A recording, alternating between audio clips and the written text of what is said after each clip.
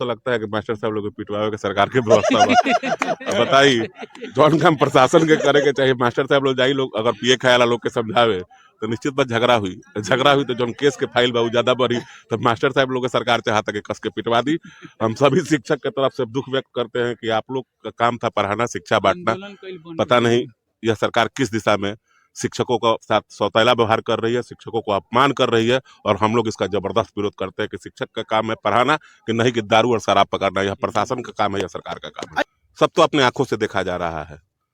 सरकार का अगर कोई विरोध करता है तो उसको उसी तरह के तरीके से साथ दिया जाता है, जिसका परिणाम आप आदरणीय पप्पू यादव जी के साथ देख चुके हैं।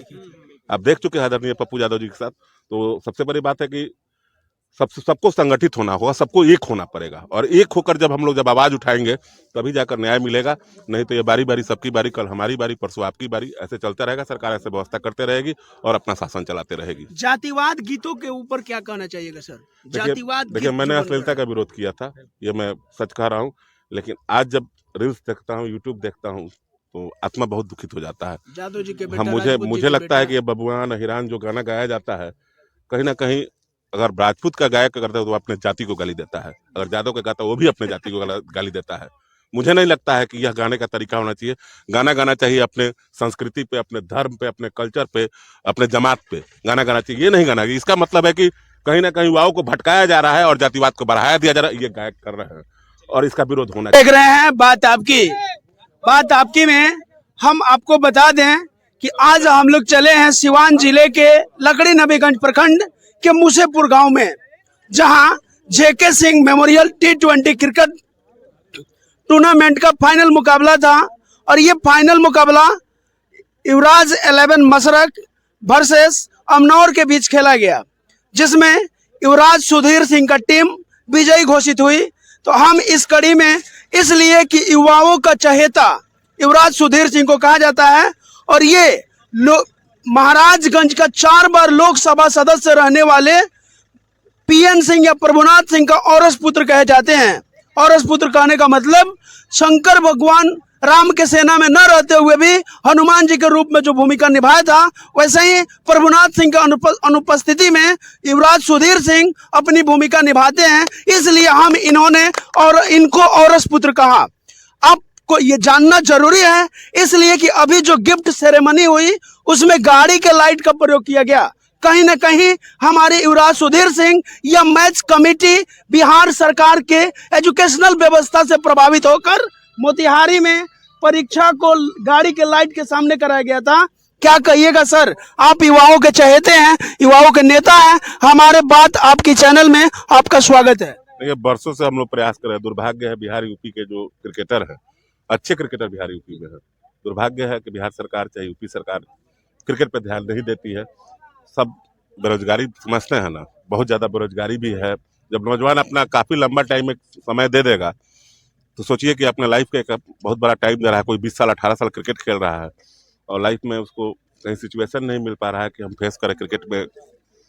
और मुझे इस बात का हमेशा तकलीफ रहता है कि हम लोग का प्रयास करने के बाद भी हम लोग सफलता नहीं मिल पाई। बिहार में जितने भी क्रिकेटर हैं, छपरा जिला सिवान जिला में बहुत अच्छे क्रिकेटर हैं, उन लोगों को चांस नहीं मिला। और जिस चांस के चलते बिहार में टेनिस क्रिकेट जो होता है, सभी लोग क्रिकेट खेल कर अपना जो खेल है लोगों के बीच में दिखाते हैं कि हम उस काबिल हैं, लेकिन हमें मौका नहीं मिला। अच्छा सर, एक आप युवा लीडर हैं, युवाओं का नेता है और युवा कहीं ना कहीं बेरोजगार है और सरकार भी अपना मुंह पीछे कर रही है। जब चुनाव हुआ था विधानसभा का तो बोली थी कि हम 19 लाख युवाओं को रोजगार देंगे। तो आप कहाँ पीछे खड़े हैं? आपको युवाओं का प्रतिनिधित्व करना चाहिए। और अभी RRB NTPC railway requirement board NTPC एक परीक्षा आयोजित की थी जिसमें 7.5 लाख रिजल्ट देना था और 3,80,000 बच्चों का रिजल्ट आया। तो कहीं ना कहीं कुछ बच्चे रिजल्ट की कमी हुई और आधा रिजल्ट की कमी हुई और भाजपा बोल रही है कि हम बेहतर कर रहे हैं। आप क्या कहना चाहिएगा? इसलिए कि आप एक युवा का लीडर हैं। देखिए ये सबसे बड़ी बात है कि जितना सरकार दोषी है उतना नौजवान भी दोषी है। जब भी चुनाव का टाइम, जब हमारा मत जो होता है, जब हमें चुनने का टाइम आता है तो हम लोग भरमा जाते हैं।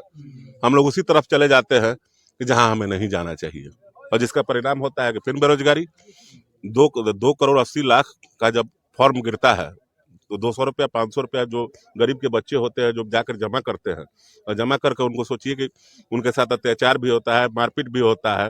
तो कहीं ना कहीं तो सबसे पहले तो युवाओं को अपनी सोच बदलनी चाहिए और सोच बदलकर एक अच्छी सरकार चुननी चाहिए, जिससे जो बेरोजगारी जो है वो दूर हो और नौजवानों के बीच में फिर से मैं कोशिश करता हूं, लेकिन अपनी आवाज़ उठाता हूं, लेकिन मुझे नहीं लगता है कि मैं भी सफल हो पाया हूं। यहाँ पर तरह तरह की बातें होती रहती हैं, जिसका कारण बिहार के अब यूपी भी पीछे है, देश भी पीछे है, बहुत पीछे है।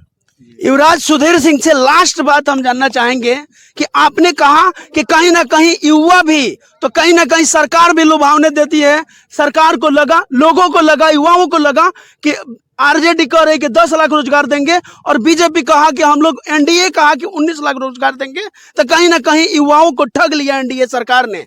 तो आप बताइए, सरकार से कि हिदायत दीजिए, अपना मंसूबा दीजिए या सरकार का मार्गदर्शन कीजिए कि युवाओं को किस प्रकार से बेरोजगारी से मुक्त कराया जा सके। देखिए, सबसे बड़ी बात है कि जो देश के जो राजा है हमारे प्रधानमंत्री नरेंद्र मोदी जी है, तो मैं तो अपनी बात पर यही कहूंगा कि जो युवा आपके पीछे दीवाने हुआ करते हैं, एक बार उनके बारे में भी सोचिए। सिर्फ वोट लेने से काम चलेगा? ऊंची ऊंची बातें ऊंची बातें करने, अच्छे दिन आएंगे, पुराने दिन आएंगे, सब तो हम लोग देखते रह गए।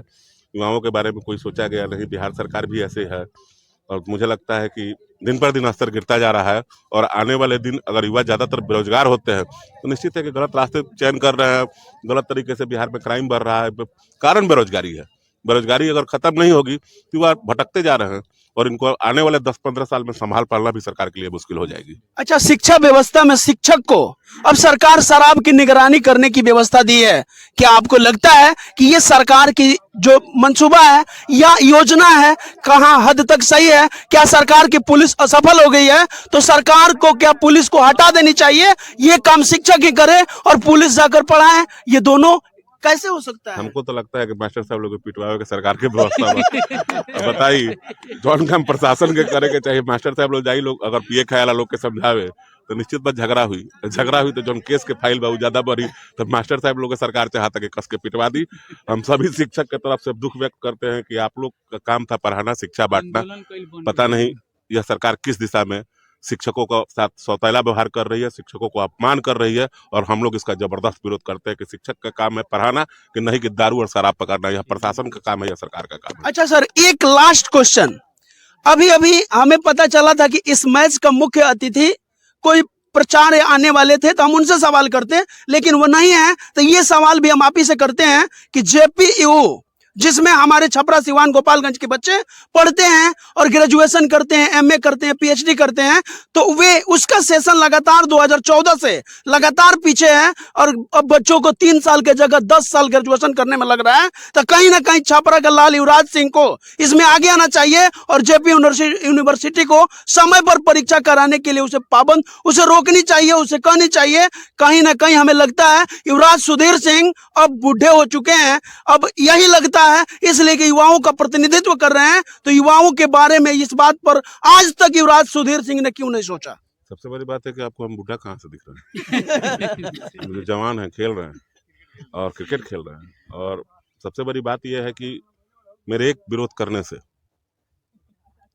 गांधी जी अकेले चले थे। हम लोग प्रयास करते हैं, लेकिन सबसे बड़े फंडामेंटल जो है सरकार के पास जो पैसे की कमी है, केंद्र सरकार मदद नहीं कर रही है।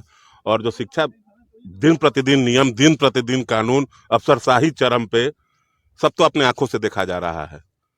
सरकार का अगर कोई विरोध करता है तो उसको उसी तरह के तरीके से साथ दिया जाता है, जिसका परिणाम आप आदरणीय पप्पू यादव जी के साथ देख चुके हैं। आप देख चुके हैं आदरणीय पप्पू यादव जी के साथ। तो सबसे बड़ी बात है कि सबको संगठित होना होगा, सबको एक होना पड़ेगा और एक होकर जब हम लोग जब आवाज उठाएंगे तभी जाकर न्याय मिलेगा। नहीं तो ये बारी बारी सबकी बारी, कल हमारी बारी, परसों आपकी बारी, ऐसे चलता रहेगा। सरकार ऐसे व्यवस्था करते रहेगी और अपना शासन चलाते रहेगी। जातिवाद गीतों के ऊपर क्या कहना चाहिएगा सर? जातिवाद देखिए, मैंने अश्लीलता का विरोध किया था, ये मैं सच कह रहा हूँ, लेकिन आज जब रील्स देखता हूँ, यूट्यूब देखता हूँ तो आत्मा बहुत दुखित हो जाता है। जादव जी के बेटा, मुझे लगता है कि ये बबुआन हिरान जो गाना गाया जाता है, कहीं ना कहीं अगर राजपूत का गायक करता है तो अपने जाति को गाली देता है, अगर यादव का गाता है वो भी अपने जाति को गाली देता है। मुझे नहीं लगता है कि यह गाने का तरीका होना चाहिए। गाना गाना चाहिए अपने संस्कृति पे, अपने धर्म पे, अपने कल्चर पे, अपने जमात पे गाना गाना चाहिए। ये नहीं गाना, इसका मतलब है कि कहीं ना कहीं युवाओं को भटकाया जा रहा है और जातिवाद को बढ़ाया दिया जा रहा है, ये गायक कर रहे हैं। और इसका विरोध होना चाहिए। आप देख रहे थे बात आपकी कैमरामैन करण सिंह के साथ।